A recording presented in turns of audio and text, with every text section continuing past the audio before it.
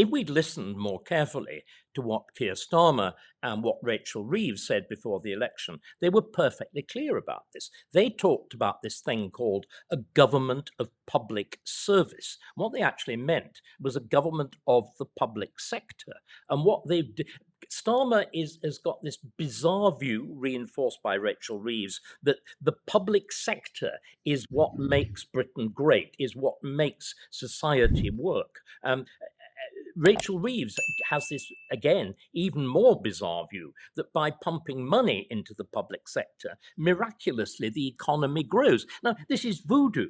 It's rain dance economics. And yet, back last year, the city sat there and listened to her say this stuff, applauded, said the adults were in charge. I mean, in other words, I think we do have the most extraordinary struggle at wakening people up. Or do you think that what's now happening, Rupert, with this general sense of the omni collapse, the sudden tearing away of the veil, as we saw over Afghanistan, the fact that economic mismanagement is now beginning to hit everybody, that the careful statement that we've stabilized the economy is manifestly rubbish. Inflation is creeping up. The interest rates that we pay on our debt, of which we need more and more, is going up. In other words, that we're now in this vicious cycle. You mentioned Tony Blair. I'd like us to throw us back further back into the 1970s. I feel my age, I'm even older than you are, we are reliving the 1970s. Well, it's actually worse than 1970s. Yes. Going back to Rachel Reeves and Keir Starmer, I mean, if people want to understand what drives them, you have to understand what the Fabian Society stands for, which I think, you I'm sure know about it. Many people probably won't, but they need to study the Fabian Society, whose emblem is a wolf in sheep's clothing, because that's what effectively drives a lot of Labour thought. On the economy, the entire front bench has no business experience that I would consider to be of any value at all. As you say, they think the right way of solving this is to pay the public sector more, to hire more public servants, and effectively it'll all come right. Well, it won't, because ultimately the public sector and the private sector are functioning each other. And using your parasite analogy, ultimately the parasites are killing the host. And what we're going to see is, the analogy I use is a bit like a pit pony. As you know, in Yorkshire, when we had our industrial revolution, you got immense wealth, probably greater wealth amongst the coal mining owners. And they used to have these coal pits where the miners would go down and work in foul conditions to produce this coal, which was effectively the driver of our industrial revolution.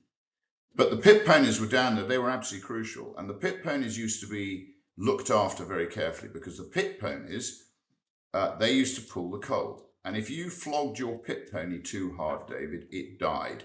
And once it died, it didn't pull any more coal.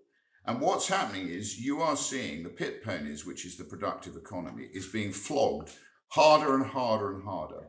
It's collecting the taxes. It collects national insurance, pensions. It collects PAYE.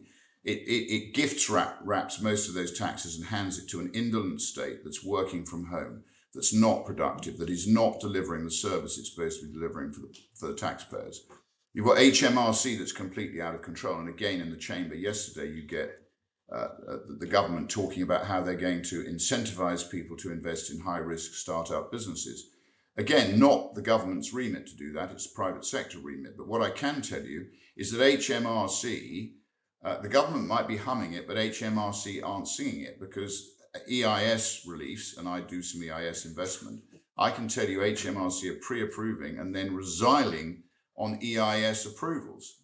So again, there is a complete disjoint across the public sector. It just is totally and utterly dysfunctional.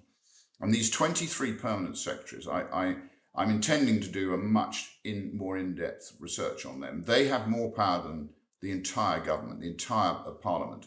These 23 people, a lot of them, David, are malign.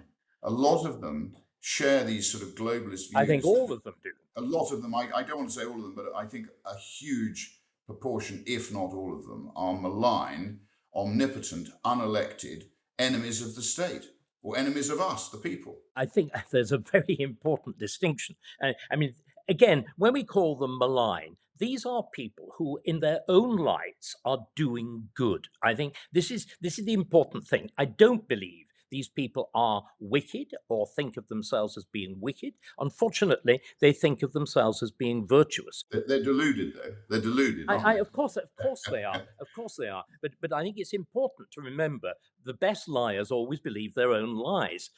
they? Tony Blair being an outstanding example. Well, I think he was a failed barrister, wasn't he, Tony Blair?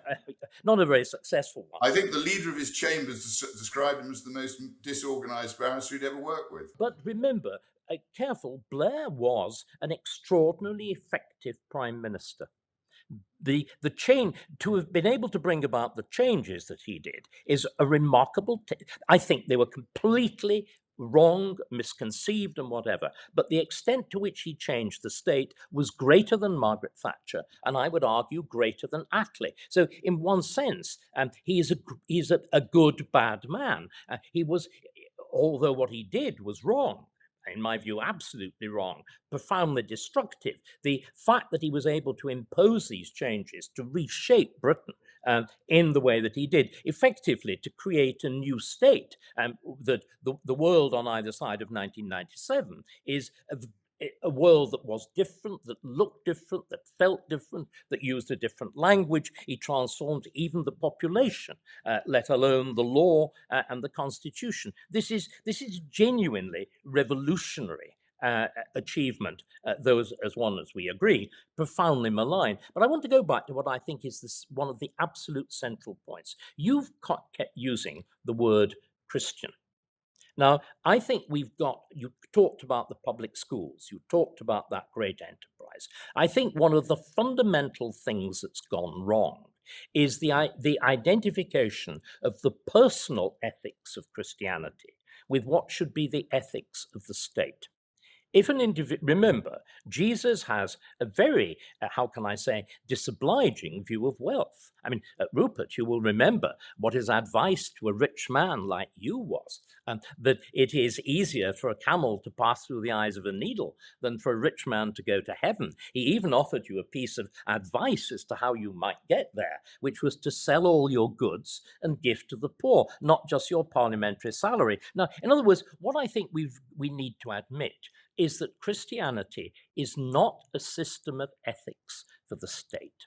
And the catastrophe of socialism is that it's tried to turn charity, which should be an individual enterprise, you as an individual, you were describing, I am going to give money to this cause this week, another cause next week, restoring this church window. But that's an individual decision that you take to assign a part of your personal wealth. The trouble is, we've got ourselves into this ludicrous notion that compassion, every time I hear the word compassion, Rupert, I want to, like Goebbels, I want to reach for my revolver, that compassion demands that we give everything that the disabled, everything that the asylum seeker, everything that the third world, everything that the claims for reparations want, we have that duty to give. And until we can once again draw a proper distinction between what the state should be doing and what the individual should be doing, we are absolutely lost. And one of the things I'm most worried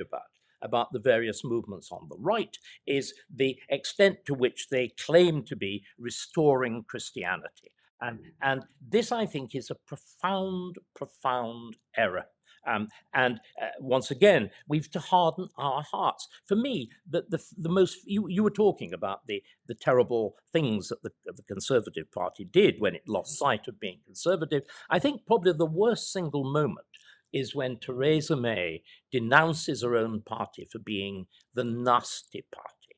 That's to say, for not being caring, sharing, not being Paddington Bear, not believing that the NHS is the most wonderful thing that's ever happened in Britain.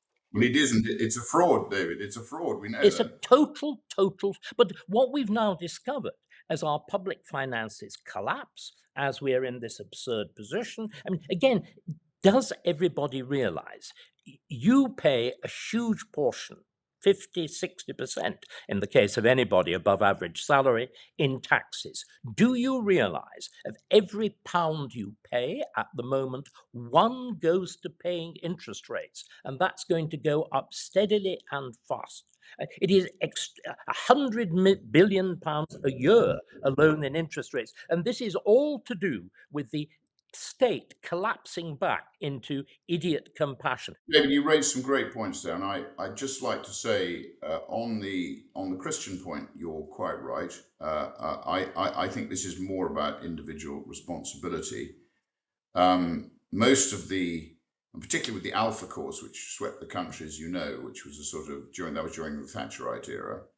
Most of the vicars I met said it was fine to be rich as long as you gave plenty to the church, which I thought was very. They sound a bit like Peter Mandelson. Very, very pragmatic view. But so look, on the state has been able through something, and I introduced a 10-minute rule bill, which is still alive in the House. The one thing I really loathe is quantitative easing.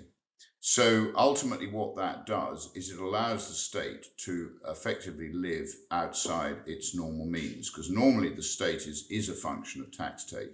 And if the tax take doesn't cover the state's largesse, they can't spend the money. But so what happens in a capitalist society, and by the way, we don't live in a capitalist society now. I like capitalist societies. I like societies where the individual is more important than the state that's supposed to serve them. What's happened is QE, which we first saw in 2008, because of this notion that the government should give people everything that they ask for in order to win votes. And as a result of that, we've, as you quite rightly say, started to run huge deficits and run up now an accumulated deficit, which represents nearly 100% of our GDP. And as you know, the definition of credit is suspicion asleep. And as you quite rightly say, I'm amazed that our long gilts the holders of our long gilts aren't demanding more than the current rate at which they're changing hands. And I suspect there is some central bank gerrymandering going on, because the central banks, again, are another pervasive, unaccountable evil that stalks the European situation. But QE allows the state, therefore, to do things which don't add up.